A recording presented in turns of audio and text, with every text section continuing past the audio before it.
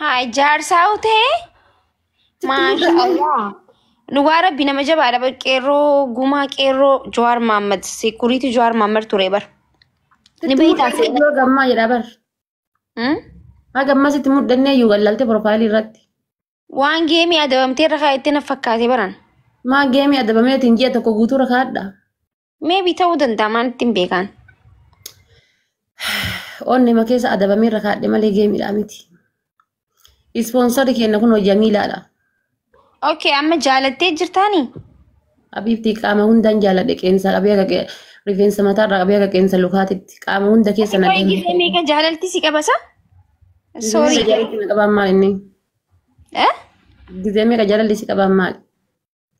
Nama hedduurraa qeensi kiyya akkas ta'ee miirri koo mataan bihees. Nama tasaafuu Abiibti qeensi kiyya na rifatee hin beeku isaaf malee yeroo jalqabaatiif kun yeroo jalqabaatiif jaalalti. Viidiyoo hedduurra jira. My body lotion. Yaa Abiibti ati nama tokko gaafa body lotionii goote ajjeefte bar. Body lotionii gaafa goote ajjeefte bar. Sonama jechuun maal inni gogaa qaama kan keetti relax ittiin gochuudha. Body lotionii jechuun waan easyidha bar. Akkasii yaaduu qabda bar. Nama tokko gaafa body lotion jetteen ajjeefte bar. Suuraa hedduu amma suuraa walaloo maxxansitee ture walaloo arkeen ture bar walaloo san irratti si arrabsu turan mi? Margina Facebook irratti walaloo ani isaaf maxxanse irratti akkana arrabsan walaloo akkasii sammee namnummaan tokkichi bar ijaarsa keessanii barreessitan jirtanii shamarran sun jala san yaatanii achitti jummaa jala sanis salaatanadha hundi keessa maal inshaallah keeriidha.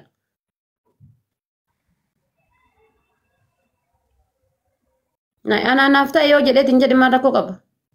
Yaa tuffiidha body lotion jechuun looshinii qaamaa dirqaama relax ittiin godhu jechuudha. Ana osoo my protein jedheeti bakka protein jechuun jajjabina lafeedha. Siyaahina qaamaa protein jechuudha. Kan lafeen kan kee ittiin dhaabatu jechuudha. Amma inni anaaf proteiniidha jechuudha lafeen kan kootuu isa malee dhaabatu. Hagamma tiktookii irra taa'e kan oddoo isaan waliin haasa'e guyyaan kiyya kun hundi bareedee oola. Yoo maaltu taa'isiin jee deemree? Deemree haa qilleensa fudhatuudhaaf duratti matana deemi jedhee salaata abbaase. Areeda bineetii. Bakka amma isin lameenuu walitti taatanii? Wal taatanii? Wal ta'u akkas waliin ta'u. Inni poosta si godhee? Maa poosti na godha onni poosti na godhu onni ofii keessa poosti na godhe anumatu iyyuu diina qabu kana biratti poosti godhaa jira garaa diina garaa gubuudhaaf. Inni onnee keessa. Profaayila godhatee? Onnee keessa poosti na godhe inni onnee ofii keessatti. Atis onnee keessa maa poosti hin godhin duuba akkuma inni godhe sanitti. Andi maanti. Anama ol haa wanno bakka hin jiraa miti namoota tokko tuyyuu beektaa waan dhaga'e waan jiru dhaga'e. Namoota tokkotu maal jedhan beektaa akkuma tiktookii irraa kan nu ilaalanii. Ati amma kana booda rabbiin dhiiruma si fuutu na haa agarsiisu. Dhiirummaan si fuutu illee ni jirti. Maal jechuun kaleetu? Haati sagaliitu qeerroo ajaa'iba kanatti yaa rabbi na agarsiisu. Yaa rabbi kam akkasii wayii na agarsiisu. Yaa rabbi isaanumatti agarsiisuudhaaf isinumatti agarsiisuudhaaf gaafa heerumu ammoo jechuudha. Veelloo Oromoon uffattee heerumtu uffadheen heerumu uffata hindiitiin heeruma gaafa heerumu maal jettaa istaayilii hindiitiin heerumuu barbaada uffata hindiitiin. Rakkoon hin jiru istaayilii ajaa'iba kan namni tokko uffatiin uffachuu sirra jiraata garuu warroonni dhugaa jiru. Veelloo Oromoon lafarraa harkiftu kan tokkicha isaa istaayilii Oromootiin heerumu istaayilii hindiitiin heerumuu barbaada. Haati faaxee ati kana booda ni heerumtaa namni warri ja'ee nama gaafatu nama ajaa'ibde wallahi maaliif jennaan hireen qooda rabbii harka rabbii jira harka namaan jiru namni ilmoo sagal dhalee jechuun ilmoo 5-7 dhaleetu laal daa'ima hin fuunetti heerumuu jira bar nagarra isin takka inkwaan haadha faaxee funyaanis aliif fakkaatu kanaa miti meeqa tasilaa rabbii gahee jaamuuf osoo naan geenya jettuu meeqatti heerumti man maalat nu haadha faaxee namaan akkas hin jeenaa wallaahi laazim hayi maal jannaan janna malee maal taatan. Facebook irratti waan poosti gonan heerum yeroon sirraa darbe subhaanallah. Ufii heerumtee waggaa 5 keessa jirti hagamma ilmoon qabdu. Ilmoon qabdu hagamma waa jalaan xiixan ufii waggaa 5 keessa jirti. Ufii jaarsaa wal baatii. Rabbi si haa qajeelchuun maaf hin heerumne yaa rabbi ati maaltu si fuudha sila kana boodallee waa heeruma yaadda. Gaafa heerumuyyuu istaayilii addaatiin heerumaa isin jira bar veelloo Oromoon uffattee uffadheen heerumu suufa Oromootiin heerumu istaayilii Hindiitiin heerumu waa Hindiidha kun maali jettanii. Ati ammoo istaayilii kamiin heerumuu barbaadda lafeetii? Asirratti munarra hin jiraatu inuma argitan wayyu.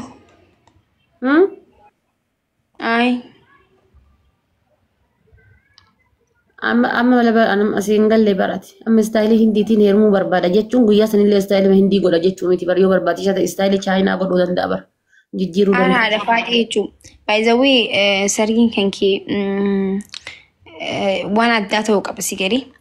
Maayyuu barbaanne dooniyyaa hodhinee jechuun istaayilii ajaa'ibaa ta'uun uffannee deemuun nurra jiraata. Akkas hin jeen maal iddoo. By the way, bar haadha faadhi dooniyyaa hodhisanii uffatu jechuun. Dizaayinii mataa keetti istiin madaabara jawween uffate tokko gaafa irreechaati maal uffanni gaafa duraa jawween uffate uffata aadaa isaa uffata amma uffata jawaar uffate suni uffata Keeniyaati you know Afrikaan Keeniyaa garuu uffata sangisa ibsaadhaaf yoo san hodhisiin geeffadhu sammaan hodhisiisnaati ibsaan sanii uffate gisee yaadu holal bolal jechaa deema dheerina isaa sanii waliin holal bolal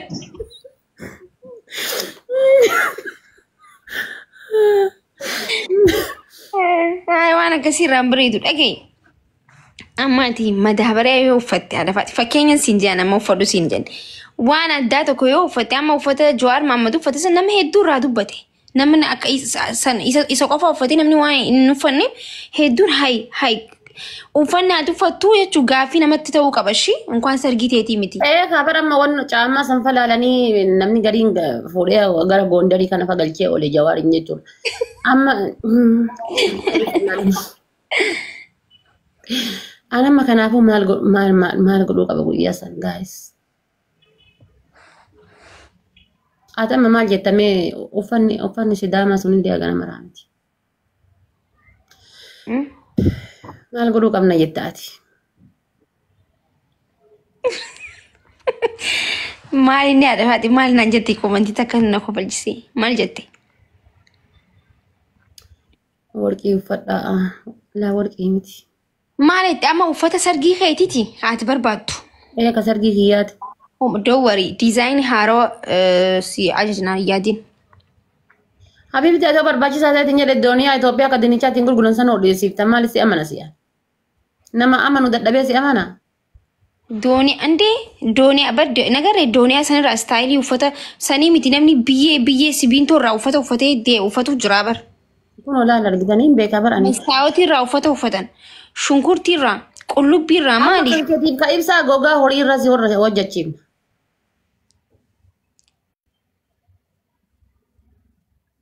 Abet? Gogaa horii irraa. Ayisama. Habibti gogaa horii irraa uffata bareedaa hojjetamaa bar. Dhagee. Amma kan keetii yaadu jira keenya dhiis kan kee. Amma inni maal uffata? Haadha faatee ati dhaqee ati wanti uffadhu xababii uffadhu. Inni uffata Jawaar Mohaammed uffatee haa uffatu. Inni ulee haa qabatu ati immoo maal qabatte ni beektaa? Birciqoo qabatte birciqoo xallaa san jechuu. Amma kun laali boolla kaanii boolla keetiin awwaalte reef boolla keetiin awwaalte. Jirtuuti yaree boolla keetiin awwaalte. Naantee amma laala maal goona isiniif fakkaate? Uffata aadaa eessaati wayya siif fakkaate? Guraagee goonu uffata guraagee goonamu. Gadi jiru. Qoy mucaa kana hojii haadha faatee huccuu nu yaachisaa jirta garuu akkamii jechuun adeemsi keessan lamiin kun waan fiinxa boos inni fakkaata. Yaa makiiti yaa adeemsi anuma inuma waallee dhiiraanillee wal bare inuma waa dhiiraanillee wal. Heerumtaa siin jechaa jiranii ati deebisiif koomantiin si baafataa eenyutti heerumuu deemtaa siin jechaa jiran. Namni sila profaayilii kiyya gallaaleen arguu yoo guys profaayilii kiyya gallaaleen.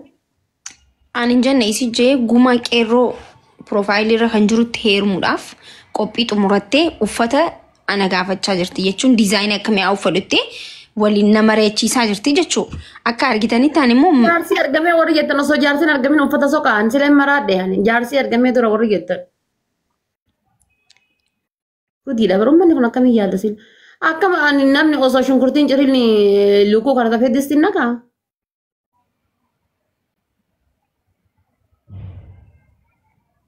Dhugaa moo lakki soba. Dhiisi bakka ati amma uffata kee irratti wanti godhe. Yaadu uffata kee. Uffata kiyya amma guyyaa meeqa tafee inshaallah akkasuma yoo guddate akkas ji'a takka akkas ji'a takka bulii 15. Galatooma warri baga siin ga'inaan jiraatan ulfaadha hundi keessaniyyuu. Rabbi jasaa isin yaa deebisu ulfaadha. Rabbiin inshaallah galgala keessanaa tolchuu akka galgala kiyya tolche kanatti. Akka galgalli kiyya tole manfas jedhan argeera abduudhaan. Amma laali uffanni an godhuu qabu uffata kam beektaa? Uffata aadaa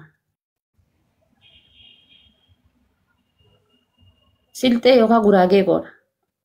Ndee maaliif? Allaaliin bareedu bara aadaan silxeedha yookaan guraageedha. Agamma Oromoon uffanne Oromoon agammaatti hin uffanne. Uffata Afrikaadhaa inni bareeda bar diizaayinii bareedaa jira. Yaa uffata addaa godhuu qabna malee ani veelluma san lafarra harkisaan oolu natti hafu malee. Duuba veelloo yoo uffanne maal goota irra isa argin? Veelloo akkanumaan suurattiin kana guyyaa san uffata biraa uffanna laa veelloon fedhu. Bakka rakkoon hin jiru uffata yaadiin uffanni hin jira. Yaatummaan xumuradhu waan xumurachuu qabdu. Uffatumaa guuteemi? Dhafaatee osoo heerumtee wallahi hedduu natti tola. Dhuftee na dhungatti kunoota haala seenaa waliin geemii taphachuu deemtu. Itti nyaachifattee qiddisti thank you. Itti nyaachifattee haadha seenaa kana fannisuudhaaf laali. Miskiintittii gandaa. Nante profaayilii godhadhaa fi hundi keessaniyyuu guyyaa meeqa tofe guyyaa muraasa tofe natti fakkaate. Hadhi meeqa sila? Hadhi 10 guyyaa 9 qofa tofe. Maali guyyaa 7 tofe? Thank you Qaddastiye. Amsagganaalloo. Torbaan hadhaati guyyaa 7 tofe torbaan hadhaati hundi keessanuu profaayilii godhadhaa fi sodaadhee jira garuu ani yoo mo'atamteef jedhee dhugaa rabbi. Anchi yoo mo'atamte ati maal jetta ati maal goona? Sotaana eessaan bultii ijaaradha isiniifuyyuu. Amma kun deebi'ee gara bultii tiyya keessa jireenya isii yaaduu eegale.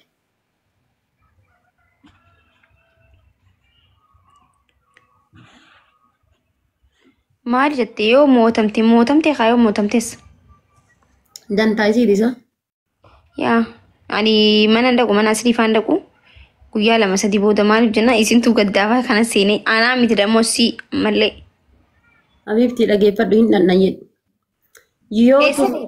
Yoo tun iskoorii guddaadhaan irra tartee 200 fa'aan 200 fa'aan irra tartee achi oovarii achi deemaa jiraatte. Maal goona sila gara balbalaa gassiqe. Daataa gacuufna malee. Maal godhu daataa gacuufsa manuma isii dhandhee waliin dura harka dhoofna. Acha baccaba. Booda maal goona si fakkaate gizeetun iskoorii guddaan. Tuuteenne. Gizeetun iskoorii guddaan achi dhiibaa jiraatte. Namni hoo jedhaa jiraa miree? Qulfime bananneeti. Qulfii seena kennineeti. Ati gara mana keetii. Ati maana waliin baate si jammar ati waan ifii gootu hundi. Manna waliin baata ammaan inni inshaallah manna galche. Ani achuman taa keessan jiru si jammar bara isin keessan jiruan. Si an profaayilii ofan tolchiseef si kamichi yoo fide. Hai. Isi dhagaa fide abbaa feeteen an jette bar nama hin galu. An qaba Oromoon hin jirti. An keessan jiru wanti si waliin boof hin jiru achuman taani. Ati bayi. Aniti sooressa bayaa iyyuu maal taate abiti sooressa bayaa. Anati wani namichi gandaan haadhabsuuf hin jiru mucayyoo amaaratte fiddeen jaar. Jira bar. Dura gamana dhagee. Annam tokko.